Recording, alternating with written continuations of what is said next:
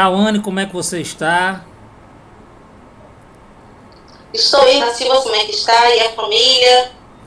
E todos Estamos, como é que estão? estamos todos bem, nos cuidando, né? E desde já que para esse segundo módulo, né? Primeiramente, saudações a todos. Verdade, Hoje saudações é a todos. saudações a todos e começaremos hoje, né? A segunda parte do módulo 2 do curso de agroecologia do projeto Fortalecimento da produção de base agroecológica do estado de Sergipe, né? Eu vou compartilhar a apresentação, né? Mas desde já sintam-se acolhidos e bem-vindos. Isso mesmo, sejam todos e todas bem-vindos.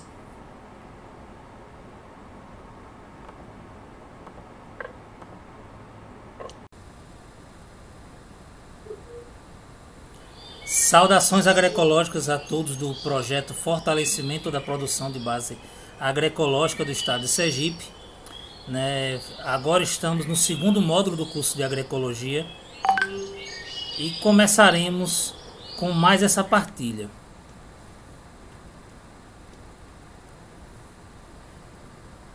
Hoje, referente ao tema 2 deste módulo, intitulado como Desequilíbrio Econômico e Ecológico na Agricultura, o manejo agroecológico como alternativa de baixa entropia do sistema, né?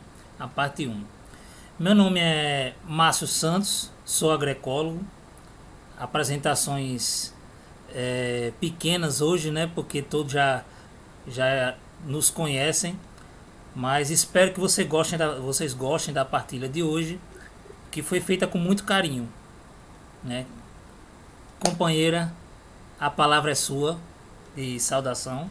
Muito obrigado, Márcio. Saudações agroecológicas.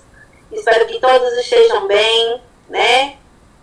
Estamos aqui novamente no segundo módulo do curso. Agora vamos conversar um pouco sobre desequilíbrio econômico e ecológico na agricultura, né? O manejo agroecológico como alternativa de baixa entropia do sistema, né? Do manejo agroecológico. Meu nome é Cauane, como vocês já sabem, né? Cauane Santos Batista. Sou agroecóloga e vamos lá iniciar, né, gente? Espero que vocês gostem da nossa partilha, da nossa conversa. Vamos lá, Márcio? E justamente aquilo que nós falamos na aula anterior, é que nesta vamos fazer esse diálogo com as aulas anteriores, essa ponte, né? Já para fazer uma correlação com a temática de hoje e contextualizar com a vivência de vocês. É uma partilha horizontal, né? E iremos discutir tudo na aula síncrona, quer dizer, na aula ao vivo. E qualquer dúvida que surgir, vocês podem entrar em contato com a gente pelo grupo de WhatsApp, né? Ou e-mail. Comecemos.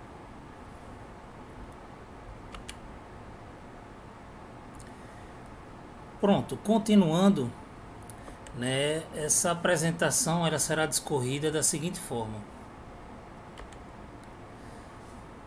Na primeira parte, os agentes no sistema em desequilíbrio de danos econômico ecológico na agricultura.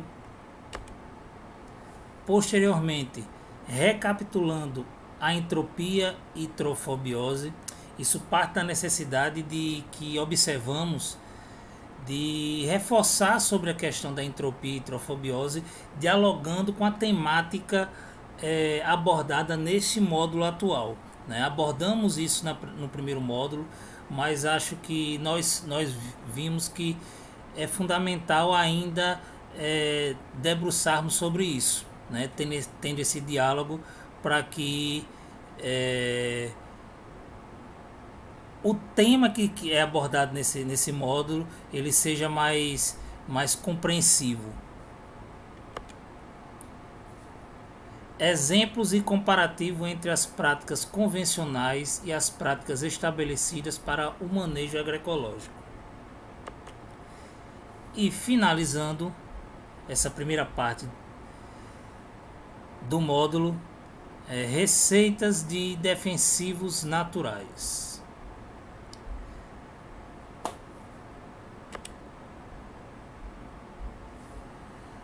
Pronto, os agentes no sistema em desequilíbrio de danos econômico e ecológico na agricultura. O que são esses agentes? São organismos que, em seu pleno estado de crescimento populacional, acima do aceitável para o ser humano, proporcionam danos biológicos, físico-químicos e econômicos na agricultura. Pela agricultura convencional e pensamento antropocêntrico, quer dizer, pensamento humano, colocado o homem nesse pilar, né, como centro dessa pirâmide, como se ele estivesse acima dos demais organismos. Eles são chamados de pragas agrícolas, mas buscamos adotar outra nomenclatura por compreendê-los por parte de um sistema em equilíbrio ou desequilíbrio causado justamente pela essa ação humana, ação antrópica, ação antropogênica, né? Pela essa visão biocêntrica, os organismos não existe a superioridade entre eles em si, e sim uma interconectividade, né? Uma interação entre eles a partir dessa concepção de vida. A vida, né, é como um centro de todos os organismos, como um centro relacional de todo o contexto.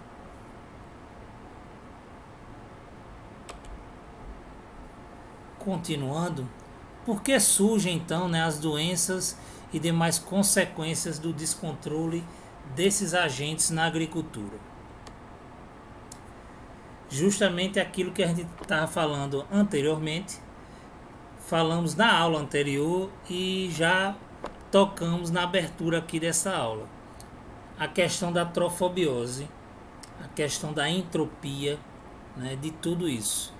A entropia, né, a base, que é uma medida de dispersão de energia da lei da termodinâmica, né, da física, e que diz que quanto maior a desordem do sistema, né, a imprevisibilidade, desequilíbrio, né, mais alta é a entropia. Quer dizer, tem-se uma compreensão de que quando a entropia é mais baixa, mais ela é benéfica. Quando a entropia é mais alta, mais ela é maléfica, ela mais sobra rejeito sobre o sistema, né? É justamente esse gasto de energia de tudo que se é colocado.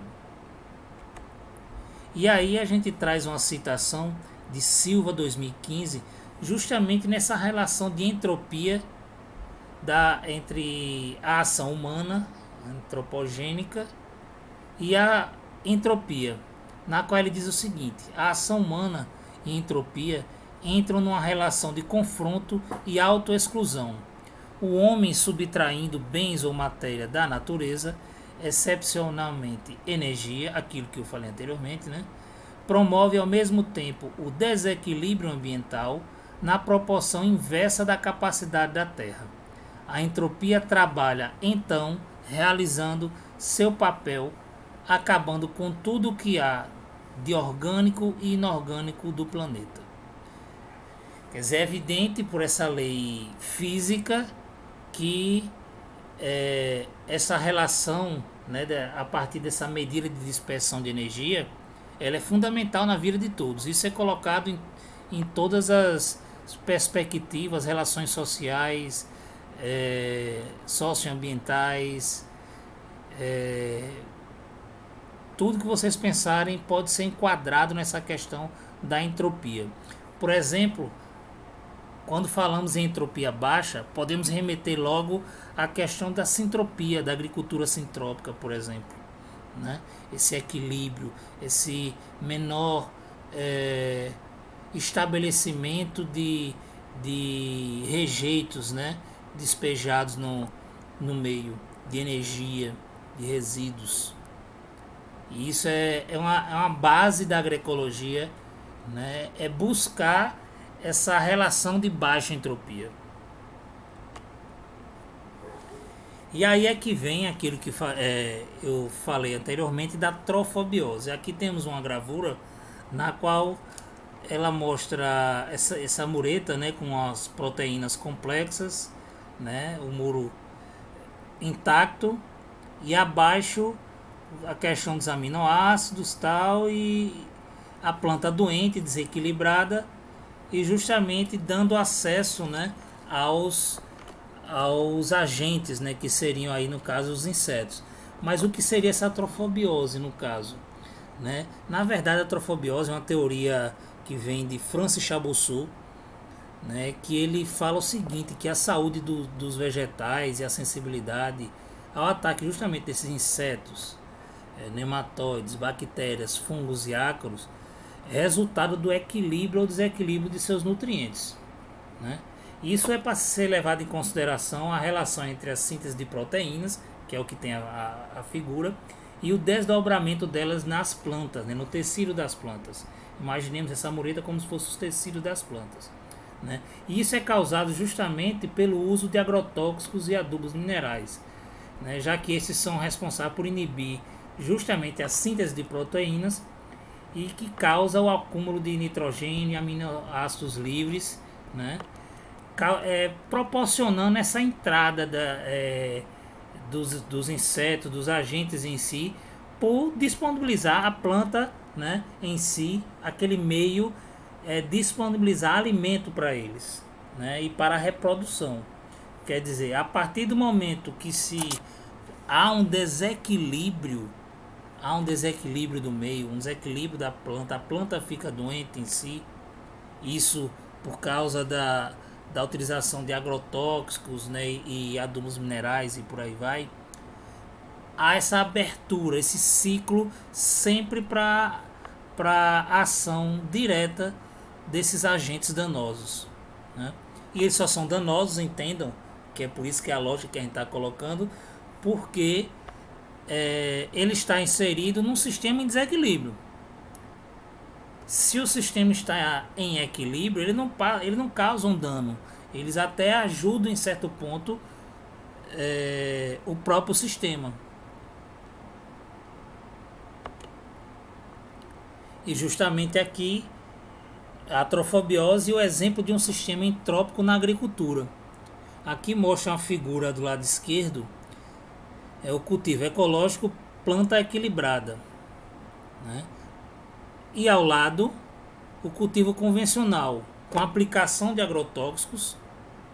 A planta justamente doente, ela fica aberta para a ação dos agentes, e justamente é o que aqui fala aqui: insetos e micro-organismos só sobrevivem onde existem alimentos para eles. Assim, uma planta que se deixa devorar pelos insetos ou é atacada por doenças é uma fonte de alimento para esses parasitas.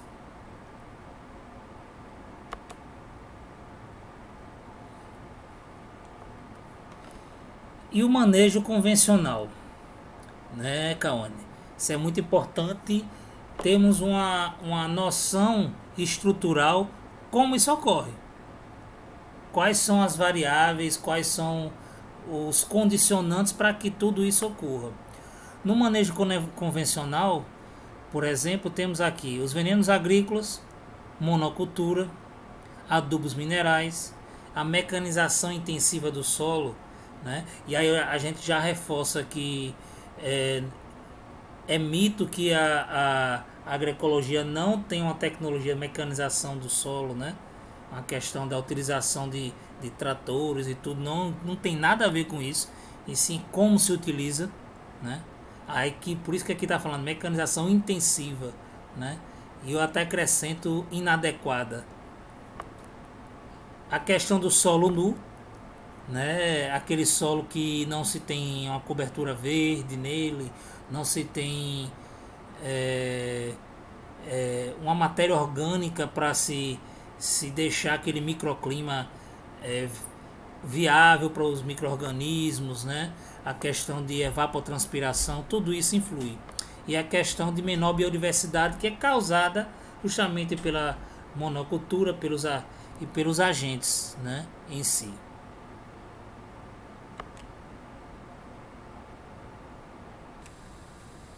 Então, esses agentes que vai ser agora, né, que vamos conversar, vai ser os fungos, vírus, bactérias, lesmas e caracóis. Os fungos sobrevivem apenas parasitando o tecido vivo das plantas. Ele vive o quê? Nas folhas, nos caules das plantas. Somente são aptos para se nutrir a partir dos tecidos mortos das plantas. Indicam a infecção, nutrindo-se dos vegetais como patogênicos biotróficos. E ao se desenvolverem e colonizarem, atuam como neutrófico, né? Eles sobrevivem e matam a planta, na verdade, né? Eles vão matar essa planta, vai deixar o caule secar até morrer. Porque geralmente a gente não vê os fungos, né? As pessoas não vê quando os fungos estão agindo na planta. Quando vai ver, ela já causou um dano muito agressivo naquela planta. Já está bem avançado. Ela vai morrer. Ela vai ficar com deficiência de nutrientes. Isso mesmo, Kaone. Tem, por exemplo, a questão do vírus, né? O vírus, por exemplo, os vírus são transmitidos por insetos, né, sugadores, como pulgões, né? E também por sementes e mudas contaminadas ou ferramentas não higienizadas. Quer dizer, aquela ferramenta que você, no seu trato cultural, né, o seu manejo que você faz no dia a dia, e você, naquele local, se há uma presença de um vírus X qualquer, né, e simplesmente você faz esse manejo, né, do solo e vai para outro local, guarda a ferramenta tal, e não lava essa ferramenta e vai para outra cultura, esse vírus vai ser transmitido, né? Quer dizer, por isso que há uma necessidade de sempre estar higienizando as ferramentas. A maior facilidade para identificação, realmente, os sintomas mais comuns são clorose, enfesamento, nanismo. O nanismo vamos dizer assim, um encolhimento, né, o não desenvolvimento daquela planta, ela não consegue atingir seu ápice, né? O enrolamento ou encarquilhamento das folhas, manchas das nervuras e mosaico. As bactérias, né, Kaone, são patógenos cosmopolitas, encontrados, portanto, e distribuídos, né, praticamente em todos os locais do mundo. Quer dizer, ele é bem em qualquer canto do mundo ele pode ser encontrado. De modo geral, as plantas são ótimos locais para o desenvolvimento de bactérias em função do elevado teor de água. A planta, a essência ali, tem muita água, muita seiva, então é bem propício para isso. Lesmas e caracóis atacam as plantas principalmente em ambientes úmidos e ricos em palhada.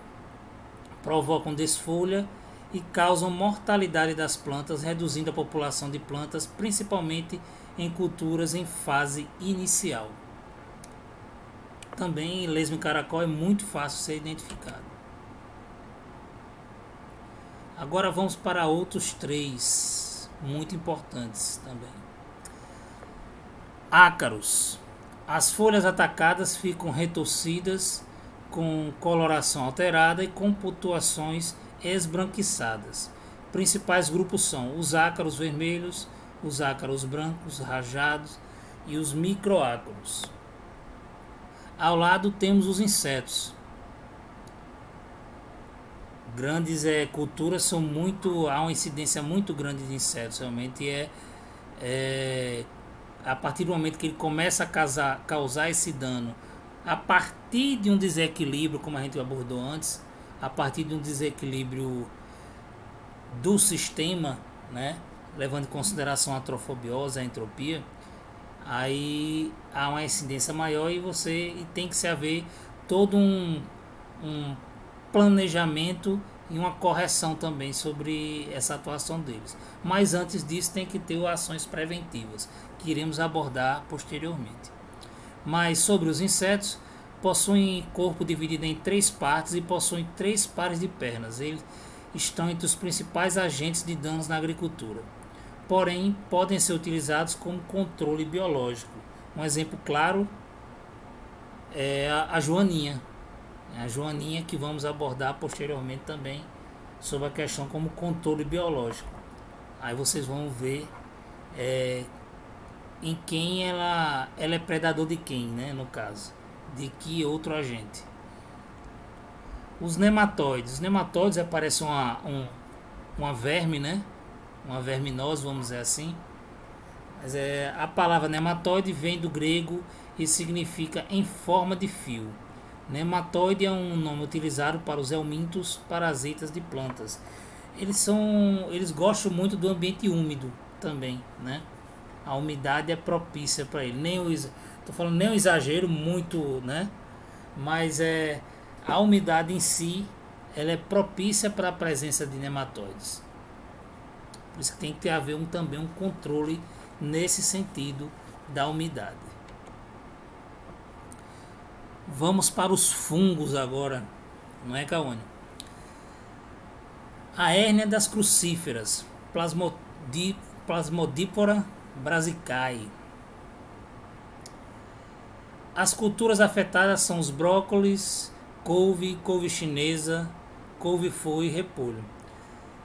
Se pensarmos na questão de um controle deles, na maioria da questão dos fungos e várias culturas, a gente pode pensar na questão de rotação de culturas, né, que não suscetíveis, o uso de variedades resistentes, pensar na questão da calagem, né, ajustando o pH, a questão de a utilização justamente de variedades, de mudas sadias, limpeza adequada das ferramentas, utilizar água de boa qualidade, tudo isso é fundamental para também esse controle da questão da hérnia das crucíferas, né? A solarização, né? Também a questão do solo, ele apresenta um resultado satisfatório quando pensamos nisso aí. Já quando vemos a questão da requeima ou mela do tomateiro, Phytophthora infestans, né? Omicens é uma classe de organismos filamentosos unicelulares que se assemelham morfologicamente a fungos. Culturas afetadas: a batata, cacau, tomate envarado, tomate rasteiro. Cauane falou uma conversa que teve comigo também, o tomatinho cereja, né? Tem tudo isso justamente pode ser afetado pela requeima ou mela do tomateiro, né? O controle justamente passa por um uso de variedades resistentes, né? A questão da rotação feita, a gente falou antes, a instalação de campos, né? de produção que sejam mais viáveis, considerando os aspectos agroecológicos, né? Como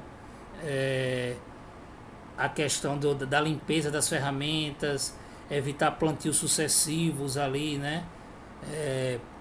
Pensando na questão da rotação de culturas, o descanso, o pousio, tudo. E justamente evitar plantios muito adensados, né?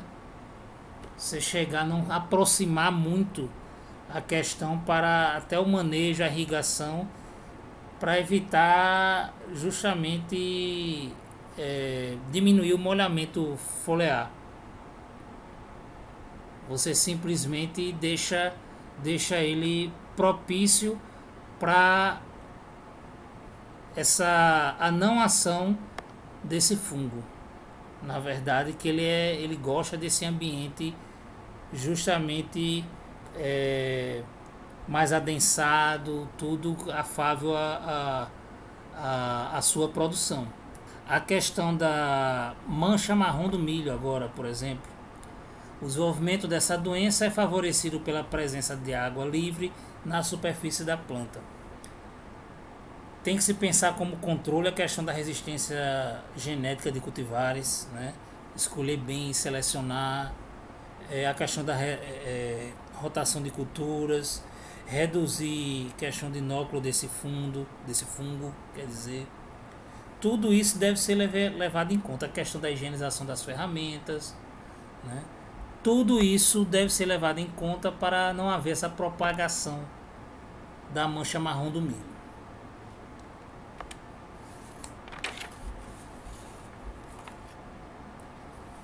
Vamos agora para os vírus, né, Cauane? A questão do mosaico comum do feijoeiro. Bem como mosaic vírus. Tem a questão da necrose sistêmica das folhas ou meristema apical da planta. As folhas novas murcham, tornando-se de cor verde opaca e em pouco tempo enegrecem. Né? Isso também a própria vagem, né? As sementes, né? Os grãos, eles justamente também repercutem nesse sentido. Né? Há essa coloração verde opaca e influencia na cultura em si. Né? Ele pode ser, o controle ele tem que ser feito a partir de escolha, né? Utilização de sementes de qualidade, o controle justamente do inseto vetor, por meio de cultivares resistentes, né? Tudo isso é levado em conta para chegar ter-se o controle. Mas além disso, não se esquecendo de tudo aquilo que a gente fala. Um meio ambiente equilibrado, na verdade, né? Levando em consideração a questão da entropia, né? Da trofobiose, é fundamental. Sempre a gente tem que reforçar isso. Além dos tratos culturais todos que serão abordados posteriormente. O vírus do mosaico do pepino, com Cuber mosaic vírus, ele pode ser transmitido de planta para planta, tanto mecanicamente pela seiva, quanto por pulgões em um estilete. Também pode ser transmitido em sementes pelas ervas daninhas parasitas Cuscuta sp. Né? Ele você pode em abóbora, pepino, abobrinha, por exemplo, melão, melancia. Tudo isso pode ser colocado vamos dizer assim, no bolo para se ter o vírus mosaico do pepino, né? E aí tem que se justamente prestar atenção, tem todos esses outros tratos culturais que colocamos anteriormente. Já no mosaico dourado do feijoeiro, né, o Ben Golden Mosaic Vírus, há um amarelecimento intenso das folhas, quase não sai, viu, Cauã? O nome, mas dando um aspecto de mosaico. As vagens das plantas infectadas podem apresentar-se deformadas e manchadas. O controle passa justamente por uso de cultivares resistentes ou tolerantes, né? A questão do controle da época do plantio, evitando coincidir justamente com o início da cultura com altas populações da mosca branca, né? Os plantios intercalares, vamos dizer assim, ou entre faixas, né? De outras espécies que servem para a barreira do vetor, né? Do vetor que transmite o mosaico dourado do feijoeiro. Tudo isso deve ser levado em conta. E lembrem-se, viu, pessoal, qualquer dúvida que se tiver sobre a questão dos cultivos, dos defensivos que serão abordados posteriormente, que terá uma atividade também em relação a isso, na aula síncrona, quer dizer, na aula ao vivo, podemos abordar e ampliar essa questão, viu? Sobre bactérias. Cauane não está falando muito agora porque ela está esperando recuperar o sinal dela, né? Que ela, infelizmente, se por um lado a internet ajuda muito nesse contato que nós temos, né? De todo mundo, mas também qualquer falha nela prejudica, né? E é muito recorrente hoje em dia, diante da pandemia, que todas as aulas estão sendo remotas, né? Isso está acontecendo muito e aí a gente tem que compreender, quando for se restabelecendo, ela continua. Mas a murcha e o cancro é Clavibacter. As culturas afetadas é berinjela, jiló, pimenta, pimentão, quiabo e tomate. Quando a gente pensa na questão do controle, por exemplo, da murcha, né, que também é muito recorrente, tem que pensar evitar um plantio em local anteriormente cultivado com o tomateiro, né? Tem que pensar sempre na questão da rotação de culturas, pensando na questão de 3 em 3 anos, vamos dizer, de mínimo, evitar plantio de outras solanáceas, né, tudo que está enquadradas aí, que a gente já falou, né, e pensar justamente estacas de tutoramento, aquelas estacas para se fixar, né, a questão do trato cultural, a higiene das ferramentas, tudo isso do mesmo jeito para as outras tem que ser feito agora. Não se deixa de fazer. A podridão mole, no caso agora, né, que temos aí a batata, a cenoura, a cebola, né, ervinha. Ela sobrevive por vários anos e ocorre naturalmente no solo e até sobre as folhas das plantas. Ela é de difícil controle. Toda planta precisa ser eliminada, né? Quando ocorre isso assim, e principalmente quando vai se agravando, tem que ser eliminada ali para não passar para as demais. E para isso já é um trato cultural, a eliminação das plantas que foram atingidas, né? Mas sempre tendo todo o cuidado que a gente já falou anteriormente. A mancha foliar, mancha angular e podridão mole, pseudomonas. Tem como culturas afetadas, por exemplo, alho, cebola, abobrinha, pepino, abóbora, melancia, melão. Tem que pensar na questão do controle, na eliminação da soca logo após finalizar a colheita, né? Tem que chegar a eliminar. Tem que pensar na rotação de culturas, como foi qualquer outra, tem que pensar.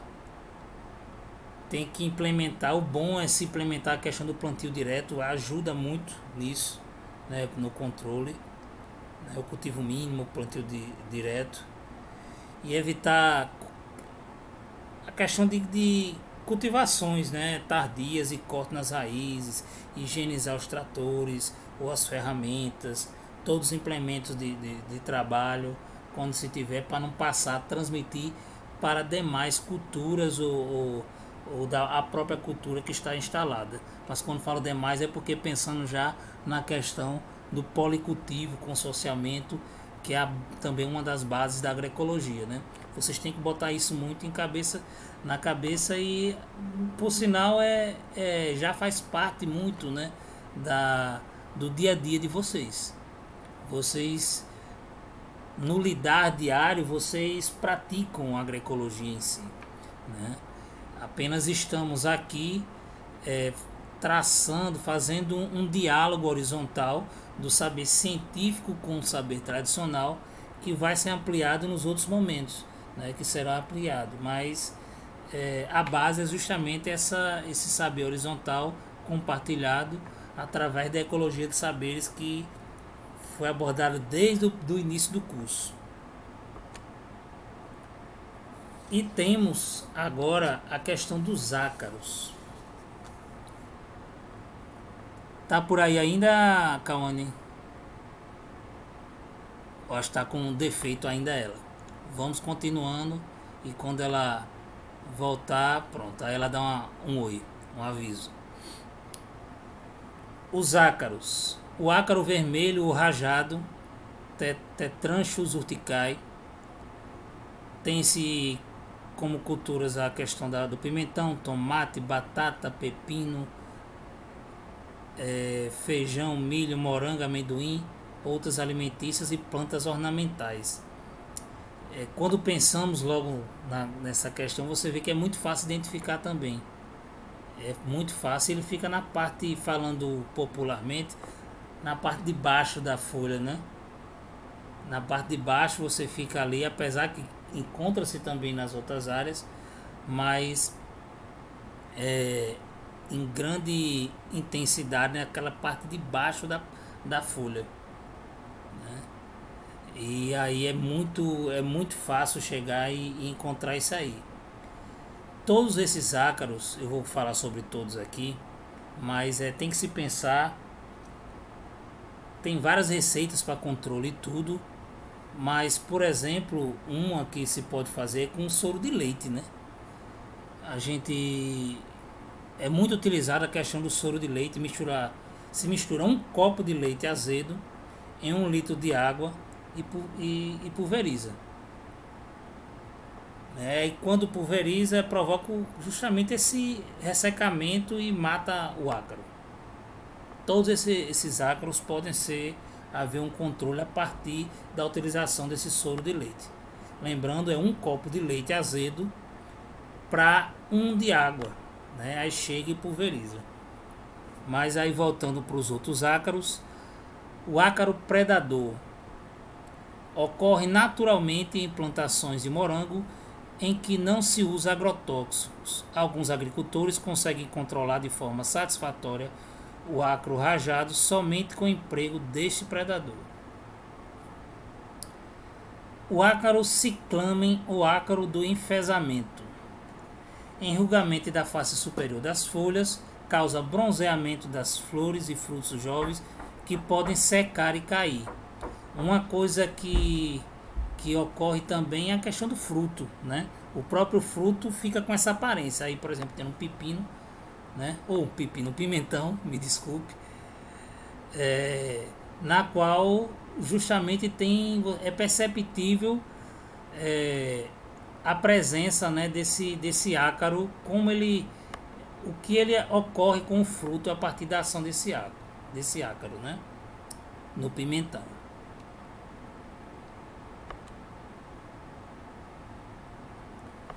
Nematóides. É bem complicado também a questão do nematóide. Como disse, gosta muito de umidade e tudo. Mas vemos aqui, por exemplo, o anel vermelho das palmáceas, né? Aqui, por exemplo, se nós partimos para o Baixo São Francisco, tem uma incidência boa, né, da questão do anel vermelho também.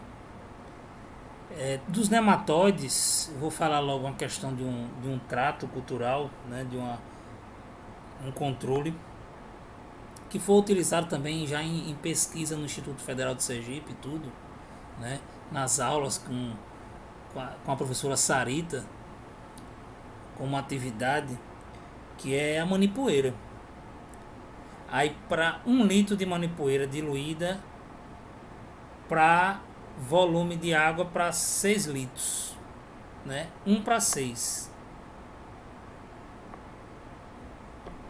Isso aí, vocês justamente aqui, eu estou pegando aqui a receitinha, olhando, deixa no mínimo por 8 dias, deixar no solo em repouso no mínimo por 8 dias e revolvê-lo para o plantio, justamente para se evitar fazer esse controle. Clorose na parte aérea das galhas das raízes, né? É outro nematóide também identificado. Às vezes assim tem gente que olha e confunde, achando que pode ser uma bactéria benéfica, né? Resolve e tudo em algumas plantas tal, mas não é. Existe diferença. E tem, por exemplo, a ponta branca do alho, né? Também muito comum, podendo ser tratada dessa mesma forma com a manipoeira. Tem outras receitas também, né? Isso a gente pode chegar e passar, mas a base é justamente essa, né? Pode falar agora? Sim. Insetos, né? Os insetos. O besouro amarelo, que ataca as folhas também e protações e a superior dos frutos, né? Geralmente aqui a gente botou o quê? A goiabeira, né? A goiaba, né? Sim. Mas também dá no maracujá, geralmente dá muito na folha do maracujá, esse besouro amarelo. A traça do tomateiro, né? Como já foi dito, né? Já vem até dizendo, do tomateiro. O tomateiro é uma cultura que ela é muito sensível, né? E essa traça, ela adulta, ela são pequenas mariposas, aquelas mariposazinhas bem pequenininhas, branquinhas. Depois, com as larvinhas, que a gente está até demonstrando aí, verdinha, aproximadamente até 30 dias ela está no período de larva, né? No período dela jovem, no período de sobrevivência, para depois virar um inseto adulto. E a mandarovar, é a mariposa mundaura ovar da mandioca tem hábito noturno. Que a gente acha tão legal da mariposa, né? Então, ela, como a gente sabe, a mariposa tem um hábito noturno, né? Ela dá, geralmente, ela fica da mesma cor do ápice da mandioca. A mesma cor mesmo. Se for amarelinho, ela é amarelinha. É interessante, você é imperceptível, você tem que ver direitinho para poder enxergar ela na cultura. E ela causa um dano, como bem popular, miserável. Com certeza. Ela destrói mesmo. Epa. E a própria coleta do inseto, como o inseto é mais fácil, né? A própria coleta do inseto ajuda na identificação e no planejamento para o controle deles, né, em si. A remediação, né, no caso. Aqui ainda, mosca das galhas causam as conhecidas verrugas da mandioca, mas também ocorrem frutíferas, né? As verrugas possuem coloração verde, amarela e vermelha. O inseto coloca os ovos na folha e por conta de reações fisiológicas da planta, ocorre a formação das galhas. Este inseto possui pouca importância econômica, mas em altas infestações pode retardar o crescimento das plantas jovens. É claro, a maior incidência retarda o desenvolvimento, né, da planta, e isso vai prejudicar economicamente e ecologicamente aquele ambiente com as culturas, né?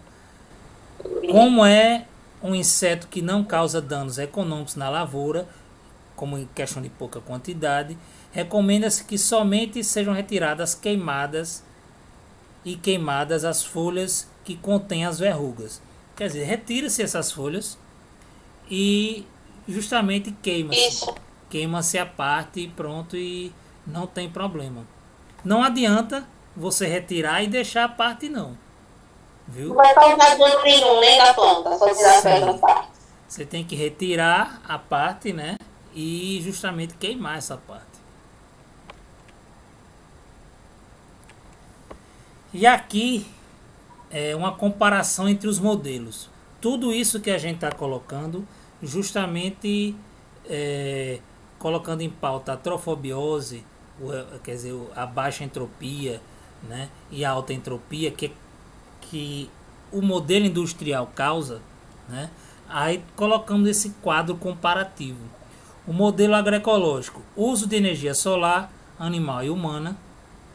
O industrial, uso predominante de energia fóssil, né? Modelo agroecológico, escala do minifúndio, médias e grandes propriedades na industrial, quer dizer, o grande latifúndio. Agroecológico, autossuficiência e baixo nível de insumos externos. Baixo, realmente, é uma meta da agroecologia, quanto menos pegar insumos externos, melhor, para fechar, deixar o ciclo fechado em si. E no industrial, o alto nível... Com certeza, com certeza. O alto nível de insumos externos no industrial. Alta diversidade biológica, genética e produtiva no agroecológico, e no industrial baixíssima diversidade por especialização. Quer dizer, quando fala baixíssima diversidade por especialização, pense no monocultivo em si. Pensou ali no milho, só plantar milho, por exemplo. Baixa produção de dejetos, a questão da própria trofobiose que a gente colocou, né? De baixa entropia também. E alta produção de dejetos, no modelo industrial, o que resulta daquilo é muito mais nocivo. Baseado no intercâmbio ecológico com a natureza, quer dizer, é um sistema, há uma troca, né? Já no industrial, baseado no intercâmbio econômico do mercado, quer dizer, tudo é pautado pela lógica do mercado. Não se pensa tanto naquela questão que a gente falou na aula passada, de lucro, né, de lucro ético,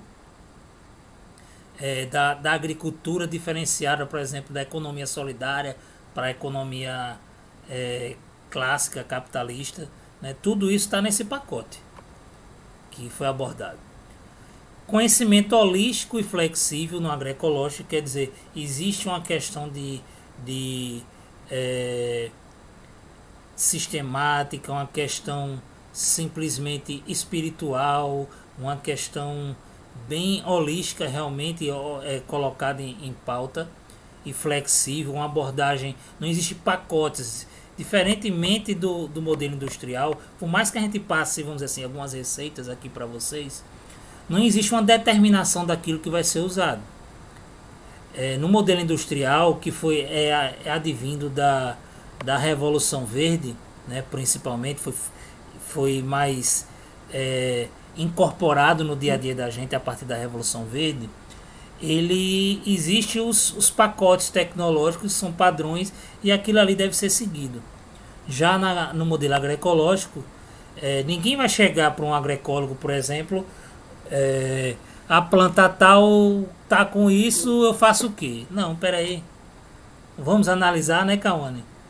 Ninguém pode chegar e querer um resultado de um agroecólogo que ele fale pontualmente logo uma receita para né? Tem que se analisar todo um contexto do ambiente, para ver o que pode ser feito ali. Porque não adianta a gente passar só um defensivo, por exemplo, para vocês, para um tomateiro, para o que for, se o resto do manejo, tudo ali, não está sendo feito de forma correta, né? É um manejo integrado realmente, né? Aí tem que ser bem feito, e é dessa forma que a agroecologia e o agroecólogo em si trabalham. É integrando tudo e analisando fora da caixa realmente, né? Colocando tudo para além de uma mera receita. E aqui, práticas estabelecidas para o manejo agroecológico.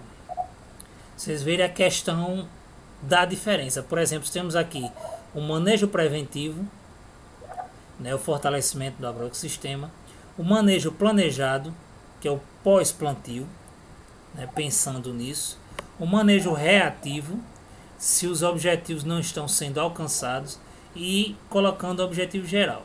Se pensarmos direito, o manejo preventivo, o fortalecimento do agroecossistema. Quer dizer, se você prevém, se você age preventivamente, simplesmente você está buscando mecanismos, meios para aquele ambiente seja viável para aquele agroecossistema. Porque a gente não fala para aquele cultivo, fala para o agroecossistema em si. Construir solo saudável, microvida do solo. Primavera já dizia que o solo é o organismo vivo. Isso, o sistema geral, né? É o sistema, realmente. Aumento de inimigos naturais. Vamos dizer que, mesmo com isso aí, ocorreu. O que deve se fazer? Pensar na questão do manejo planejado. Outras práticas de manejo preventivo. Como devo pensar de ações preventivas para uma maior incidência mesmo assim, né? Quando começa a ter uma maior incidência, quais são as práticas que devo adotar? Aí deve-se colocar isso em conta. Construir o solo saudável, justamente, ainda continuar nessa questão. E as plantas saudáveis com o mínimo de danos de agentes e doenças. Quando a gente coloca tudo isso em conta, a gente vai ver o que? As plantas saudáveis com mínimo de danos e doença. Quer dizer, aquilo ali, se a gente se reportarmos para a questão de pragas, por exemplo, quando se falava quanto a praga, para ser praga, tem que ter uma quantidade X elevada para ter um dano econômico mais acentuado, né? É a mesma coisa, vamos dizer assim, questão dos agentes e a doença, mas em relação a essas práticas de manejo preventivo e você cuidando do solo, né, você vai observar justamente isso, as plantas mais saudáveis com esses mínimos danos, né? E a partir daí, no manejo reativo, mesmo havendo uma incidência, né, ocorrendo ainda isso aí, você vai colocar justamente esses insumos reativos, né, que são os defensivos naturais. Você pode colocar ele de forma preventiva ou reativa, os defensivos naturais. Quer dizer, preventiva para antes de ocorrer uma ação dos agentes ou de doença, ou como reação, como remediação, né? Aí, insumos reativos do solo, você pensar na planta e no solo. Você não vai pensar só na planta. E nisso, como objetivo geral, para se ter um rendimento ótimo de qualidade, com melhoria da paisagem, dos serviços ecológicos do ecossistema, com efeitos ambientais positivos. O planejamento dentro da agroecologia se pauta nessas práticas, né? Você ter a questão da prevenção, o planejamento em si, o manejo preventivo, o manejo planejado, o reativo, para se ter alcançar o objetivo geral, que é justamente aquele equilíbrio do agroecossistema, e você colher seus frutos em geral. Frutos, quando eu falo, é aquilo que você pretende alcançar, né? Pode falar, Kawane. Márcio, eu vou preferir falar quando com as rodas menores, porque minha internet tá péssima. Ah, pronto. Aí eu tenho que sair. Tranquilo. Manejo agroecológico. Parece que eu vou viu? Pronto, tranquilo. Pode ser? Não, pronto. Tranquilo. O manejo agroecológico. O manejo agroecológico e preventivo. O plantio em épocas corretas e com variedades adaptáveis ao clima e ao solo da região. Seleção de variedades crioulas orgânicas. A gente preconizar, né, você plantar uma semente crioula ou orgânica, né, ou até ela agroecológica, né, mas não uma muda, uma semente convencional. Fazer uso da adubação orgânica e micro-organismos eficientes. Consolidar consociação da cultura, o policultivo, a rotação, a adubação verde. A adubação verde nada mais é. Até o próprio feijão, ele é uma adubação verde, porque ele é rico em nitrogênio. Né? O nitrogênio é o quê? Nada mais que a absorção pelas folhas do oxigênio do ar, ela se transforma nas raízes das plantas como nitrogênio. Que todo solo precisa bastante de nitrogênio. Preparados biodinâmicos básicos e acessórios do solo, compostos de plantas, vitalidades e saúde. A proteção. Cobertura morta e plantio direto.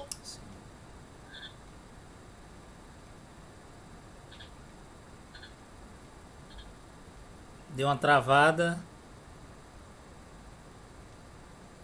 Plantio de variedades e espécies resistentes aos agentes. Márcio, eu vou pedir para você continuar. Pronto, tranquilo. Certo? Vou passar a palavra para você, por favor. Continuando agora, plantio de variedades e espécies resistentes aos agentes danosos. Quer dizer, você selecionar aquelas variedades, aquelas espécies resistentes àqueles agentes, né? Consociação de culturas e manejo seletivo da vegetação. É a questão do policultivo em si, né? Tem a questão, claro, que a gente falou desde o princípio, de rotação de culturas, que é muito importante, mas a consociação também é muito importante, né? E esse manejo seletivo da vegetação. Evitar a erosão do solo. Para se evitar a erosão do solo, todo trato de manejo do solo, não deixando o solo exposto, né? Deixando ele aerado, né? Tudo isso que você que já foi falado antes naquele primeiro no primeiro módulo, no caso, né? Vocês devem levar em consideração. Evitar falta ou excesso de umidade de solo, né? os extremos, no caso. O uso de plantas que atuem como quebra-ventos ou como faixas protetoras é muito importante. Nutrição equilibrada, rapidinho, eu lembrei isso aqui. Quando a gente fala de quebra-vento e faixas protetoras, aqui em Sergipe ocorre muito, em outros locais também, mas a experiência que a gente tem aqui em Sergipe, e também já vi em Alagoas, que às vezes seu vizinho, você produz organicamente, agroecologicamente, só que seu vizinho não. Seu vizinho não. E aí seu cultivo é afetado. E aí a questão de quebra-vento, de faixas protetoras é muito importante por causa disso, né? E aí, continuando, nutrição equilibrada das plantas, com macronutrientes e micronutrientes, né? Conservação e integração do uso aos fragmentos florestais existentes na região, questão dos SAFs, essa integração com os SAFs em si, mudança ou controle do microclima, limpeza dos equipamentos de trabalho, que é o controle cultural. Limpeza, Kaone falou sobre a questão de você ter num local na sua propriedade uma parte que é com agrotóxico que cultiva-se, vamos dizer, e a outra não, mas independentemente, tem isso, é verdade, mas independentemente disso, sempre que se termina um trabalho, preventivamente é bom você chegar e, mesmo se sempre for orgânico, você tá limpando esse equipamento, né? Sempre é bom, você vai chegar e limpar. Prevenir nunca é ruim, né? Verdade, sempre é bom. Manejo agroecológico planejado. Promoção do aumento da biodiversidade. O básico, isso aí que a gente sempre fala. Uso de biofertilizantes. Incorporação de biomassa no solo. Área de plantio, entrelinhas, adubo verde, né? Fazer a questão nessa consociação e com a incorporação da biomassa é muito importante, com adubo verde, aquilo tudo que Kaone falou. Observação e identificação do aumento de agentes danosos, quer dizer, no dia a dia você tem que observar aquilo que está afetando os seus cultivos, e você observar justamente esses agentes, esses insetos, e fazer, até coletar, né? Tem aqui algumas estratégias que a gente vai trazer aqui, até para você fazer essa observação. Instalação de armadilhas para insetos, né? Tecnologia social e o equilíbrio entre plantas atrativas e repelentes, quer dizer, essa diversidade que se coloca, sempre coloca esse equilíbrio entre plantas que atraem tal inseto e que repelem outro, e fica, né, sempre nesse controle para minimizar uma incidência maior. A diversidade é a base do controle. Controle da umidade e temperatura do solo. Aplicação de micro-organismo eficiente nas plantas e solo. Essa parte de micro-organismo que a gente abordou muito no primeiro módulo. Isso. O manejo agroecológico reativo. Identificação do aumento dos agentes danosos. Amostragem da população dos agentes danosos, criação e instalação de armadilhas para insetos, eliminação das plantas doentes, controle biológico, controle manual e mecânico, aplicação de micro-organismos eficientes e defensivos naturais. Aqui, por exemplo, temos traçar uma estimativa da população de percevejos, por exemplo, né? Se coloca numa dimensão de 1 por 50, justamente, e se coloca um tecido, um pano, né, e você vai calcular a questão da quantidade de insetos ali com a incidência. Pode ser através de uma armadilha ali, né, ou simplesmente esse pano para você chegar e coletar e sair fazendo, para fazer uma análise, né, um cálculo geral sobre todo o seu cultivo. Aqui alguns exemplos de armadilha. Quer falar, Kaone? Sim, armadilhas. Pode ser elas com feromônios, sexual sintético, né? Que no caso é para atrair o macho, né? Achando que está a fêmea ali. O feromônio é isso. Luminosidade, que pode ser com uma lâmpada dentro de um... Você pega tipo como fosse aquela malha do cortinado, bota uma lâmpada dentro, ela não vai queimar, não se preocupem. Ela vai atrair os insetos para dentro. E ali vai ser fechado. Adesiva e a aplicação, que é no caso com alcapão, que no caso é a garrafa cortada, ou até um vaso desse que toma embalagem, essas coisas, né? Pronto. Bota ele rente ao solo, que os coleópteros, que são os robostas, eles vão cair dentro. Sim, sim. Desse alcapão. Alçapão, na verdade. Aí repita essa parte, eu ia dizer pra você repetir. Porque é alçapão. Só essa parte do alçapão, porque é o corte e coisa, vá. Ok. O alçapão, você pode ser feito com garrafa PET. Você corta ela pela metade, ou até menos. Você pode só virar da boca, ou você pode pegar esses vasos de shakes, né? E você pode colocar rente ao solo, que eles vão coletar, né? Coletar na verdade não, mas é uma armadilha para capturar, a palavra certa é essa, os coleópteros, que são os robostas, os insetos, né? Eles vão ser coletados dentro desse alçapão. Quer continuar? Sim. Controle biológico. É o controle de agentes danosos através de inimigos naturais. Os inimigos naturais pertencem a 5 grupos: predadores, parasitoides, parasitas, competitivos e entomopatógenos. Esses são 5 grupos que eles pertencem. Exemplo, a joaninha é o inimigo natural dos pulgões e conchonilhas. Por quê? Se tiver conchonilha e um pulgão, a joaninha, ela se alimenta deles. Os insetos, eles também trabalham a favor da agricultura, principalmente na agroecologia.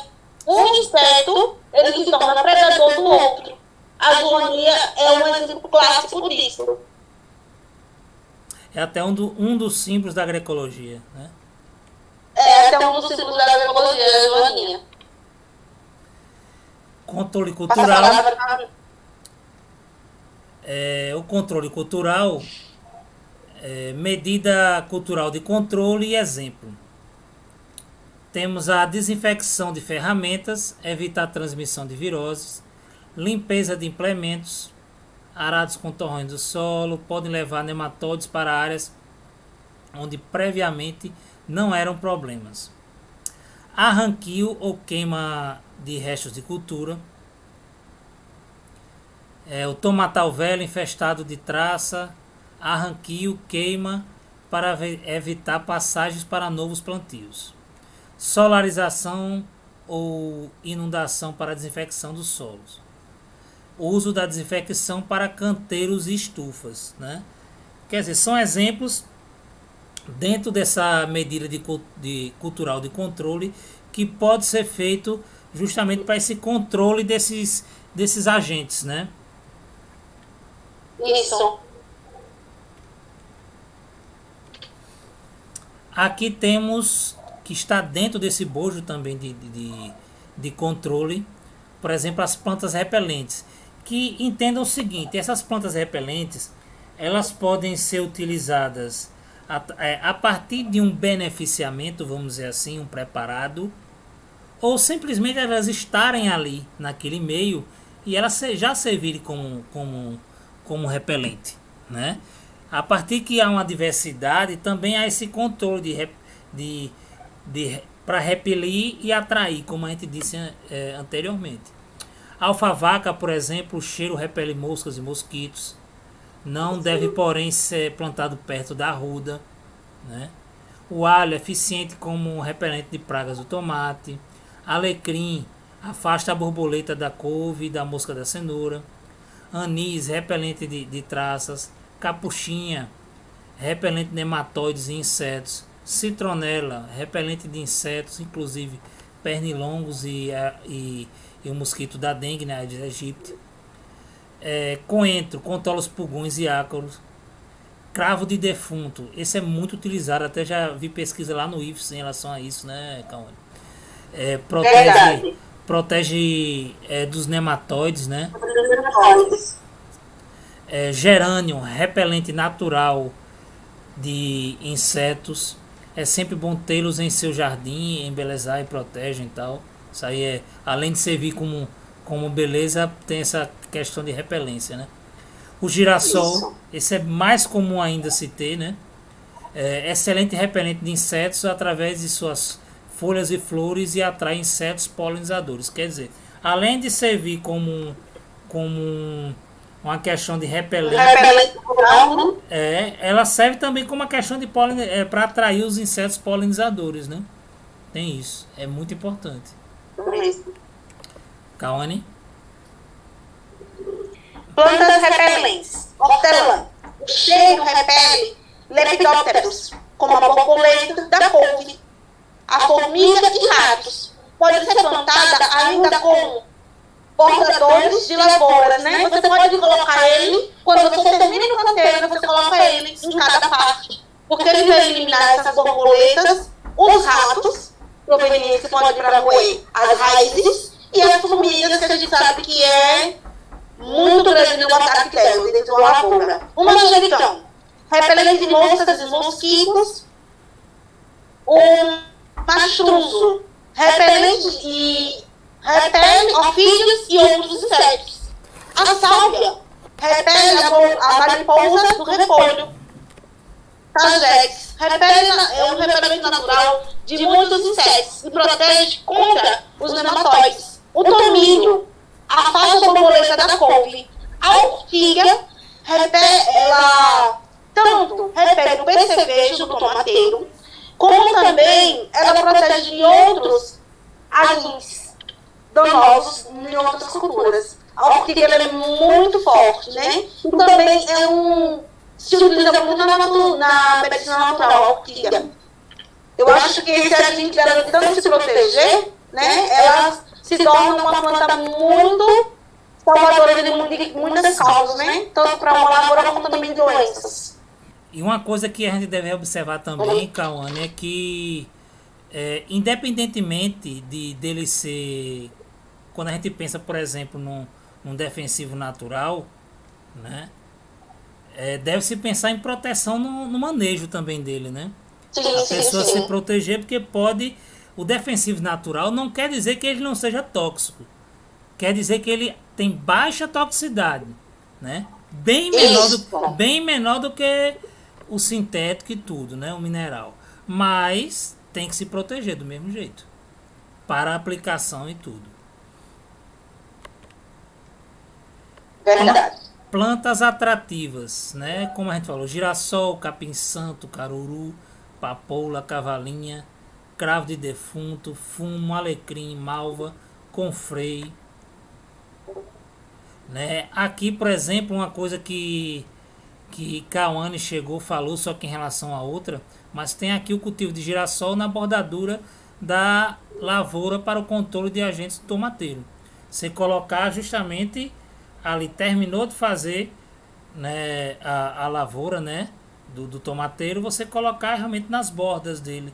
Aí há um controle realmente da vaquinha verde, né? Isso é muito importante. É uma das práticas. Agora você não deve pensar nisso como numa prática isolada. É isso que a gente sempre fala. É você somar as práticas.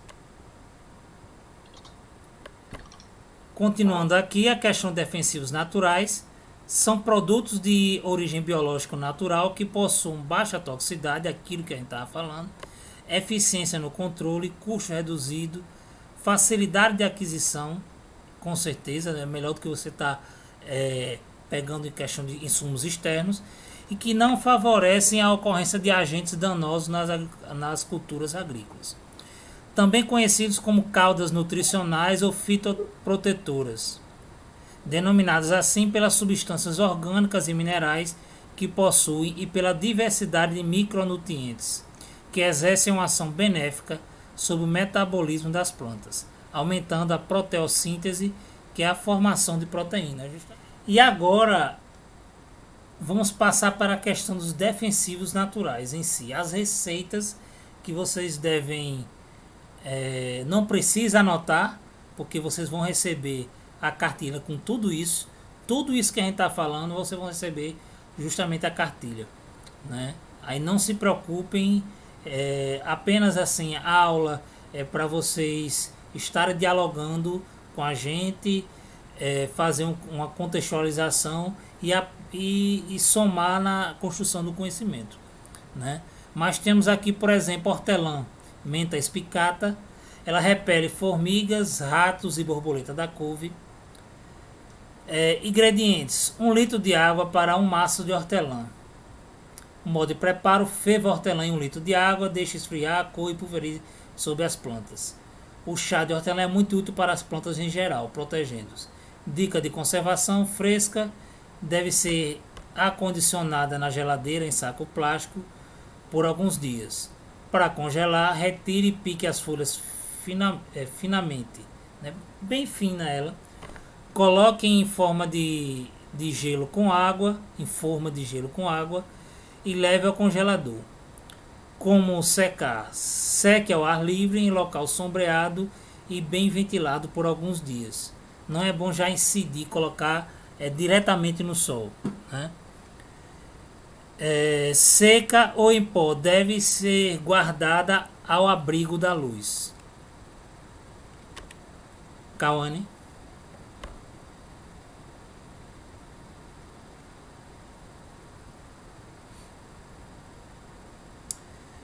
Pronto, defensivos naturais, ela deve estar com a questão do sinal. Pimenta vermelha, capsicum spp, repele vaquinhas. Ingredientes: 500 gramas de pimenta vermelha, 4 litros de água, 5 colheres de sopa de sabão de coco em pó ralado. Na aula que seria presencial, se fôssemos fazer presencial, por exemplo, né, já estava planejado para nós colocaríamos, levaríamos também alguns desses defensivos, né? Um era esse da pimenta vermelha, e também levaríamos assim para vocês prepararem lá, né? Só que agora a metodologia sim, tem tudo. Eram 4 defensivos que seriam preparados, né? Mas aí agora a dinâmica vai ser outra, né? Que vocês vão saber depois no final desse vídeo. Modo de preparo: bater bem as pimentas com 2 litros de água em um liquidificador, coar esse preparado e misturar com 5 colheres de sopa de sabão de coco picado ou em pó. Tem que pensar, tem que colocar o sabão.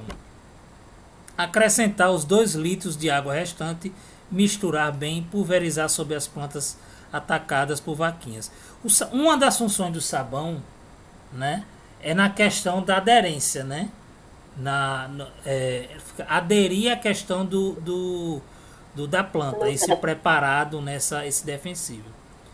Mas aí é tudo bem calculado para não ultrapassar o teor, né?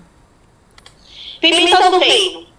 Ela é indicada para pulgões, ácaras e cochonilhas. Ingredientes: são 100 gramas de pimenta do reino. Quando a gente não tem, né, ou no olhômetro, né, a gente não tem como estar pesando, 33 tampinhas de garrafa de refrigerante mesmo, né, ou de água mineral, daquelas de 1,5 litro. 33 tampinhas dela dá 100 gramas de pimenta do reino. 600 gramas de sabão de coco picado, que são 3 dedos de um copo de 150 ml. 1 litro de álcool e 1 litro de água. Modo de preparo.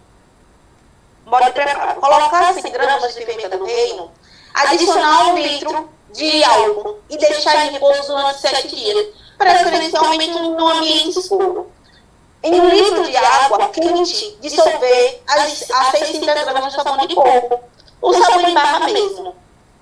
Em seguida, retido em água com a mistura do álcool e a pimenta do reino, que estará em repouso Utilize um copo cheio dessa mistura para 10 litros de água e pulverize a cada 3 dias.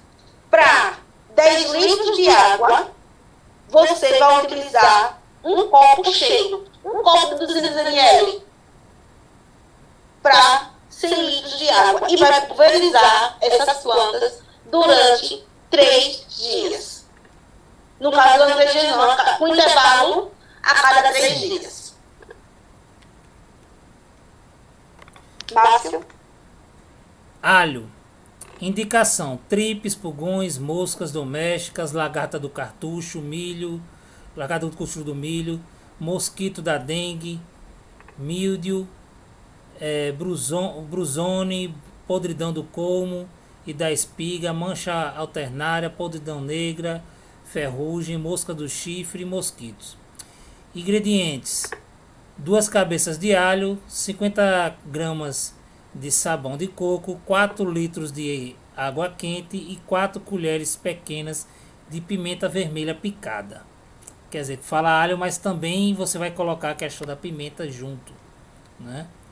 Modo de preparo: dissolver o sabão em 4 litros de água quente, juntar 2 cabeças de alho picadas e 4 colheres de pimenta vermelha picada, coar em um pano fino e aplicar.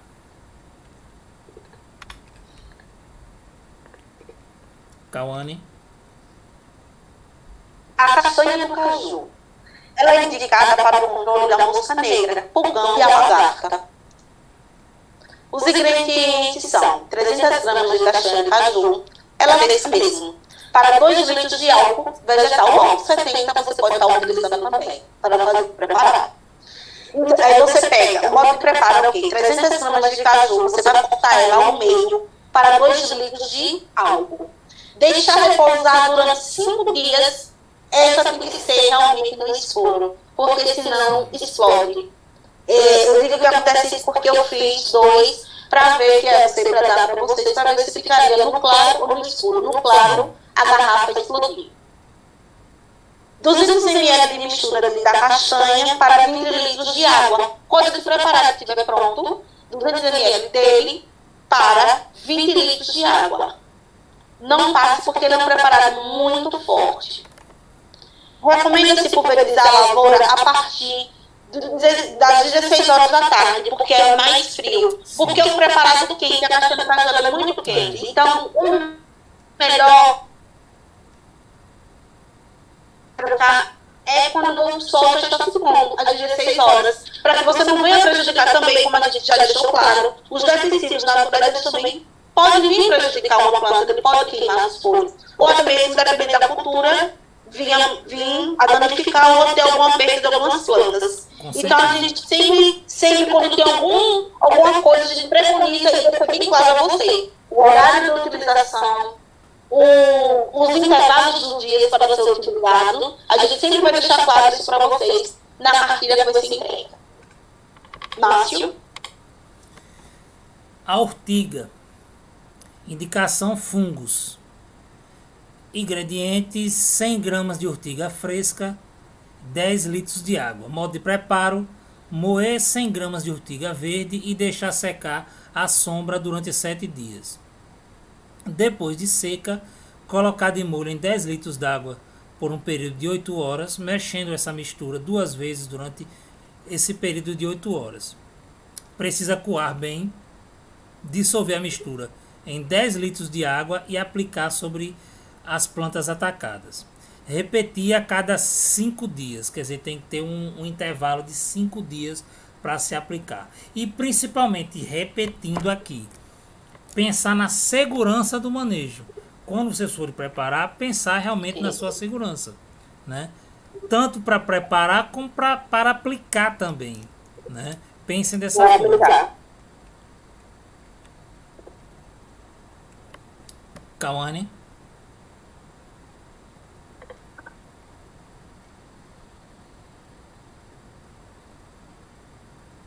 Tá ouvindo?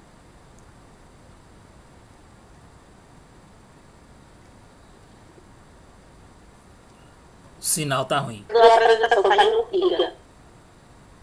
Ah, eu já tô no Angico. Pulou? Pronto. Tô vendo. Colou. Angico. Indicado para formigas cortadeiras. A salva. Aquelas formigas grandes, né? Ingrediente. 1 kg de folha de angico para 10 litros de água. Modo de preparo. Deixar as folhas de angico de molho em 10 litros de água por 8 dias. Aplicar a proporção de 1 litro desta solução por cada metro quadrado do formigueiro. Esse preparado, ele é para eliminar, na verdade, o formigueiro que estiver próximo à sua roça, aqueles formigueiros bem enormes, né? Aí você vai aplicar esse defensivo para eliminar esse formigueiro, porque as folhas cortadas do angico, ela tem um fungo que ela elimina o alimento, porque na verdade a formiga se alimenta de fungos, ela leva a folha para deixar apodrecer para se alimentar do fungo. Esse fungo que tem na folha do angico mata o formigueiro, ele elimina as formigas. Márcio? Deixa eu botar uma aguinha aqui rapidinho, viu, pessoal? Porque apesar de estarmos em casa e gravando, mas dá muita sede também e é cansativo ficar sentado assim. É melhor pra gente uma aula presencial, porque a gente tá se movimentando, nós estamos nos movimentando. Você vê que a gente não para em pé ali, fica falando com um, pergunta uma coisa para outro tal, do que tá sentado aqui fazendo dessa forma. Mas vamos lá. Arruda. Indicação: insetos, formigas e ratos. Ingredientes: 100 gramas de folhas secas e 1 litro de água. Modo de preparo: picar as folhas, ferver durante 5 minutos e aguardar 24 horas. Depois, coar e misturar a 20 litros de água. Pulverizar nas plantas e locais onde aparecerem formigas. Quer dizer, também, né, é muito usado na questão de formiga, na incidência. Agora, pessoal, essa aula está indo ao fim.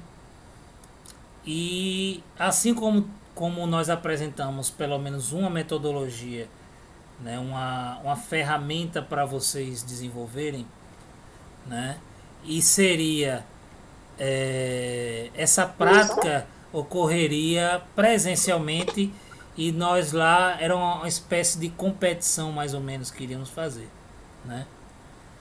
E simplesmente não tem como, claro, pelas limitações da pandemia, e propusemos dessa forma aqui, né, que é defensivos naturais na prática.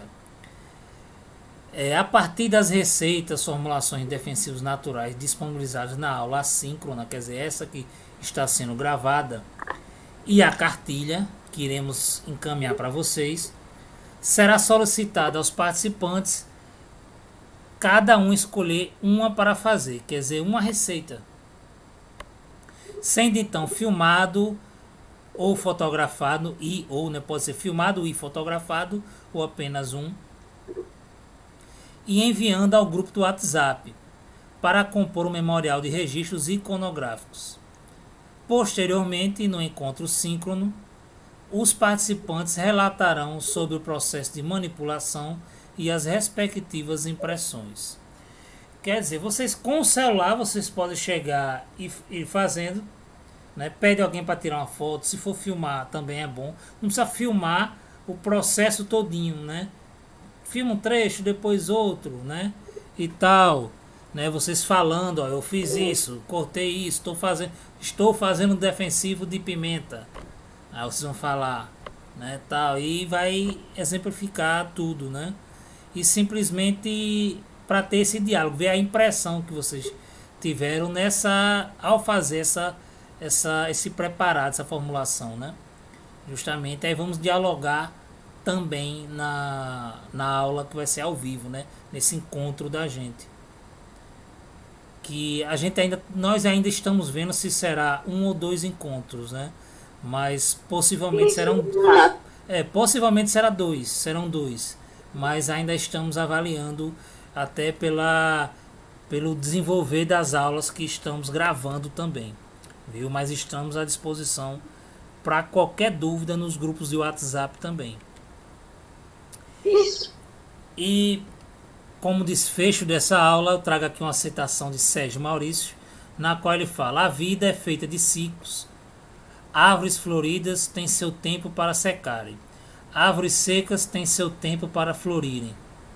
É só ter paciência e saber que o tempo não se controla, se ajusta, né? Não adianta a gente acelerar nada, né? Na agroecologia não se acelera nada, tudo é no devido tempo, né? E é isso, eu espero que vocês tenham gostado dessa aula. Desculpe-nos qualquer falha que possa ter havido, né? Meu muito obrigado. Qualquer dúvida é só falar com a gente, estamos à disposição.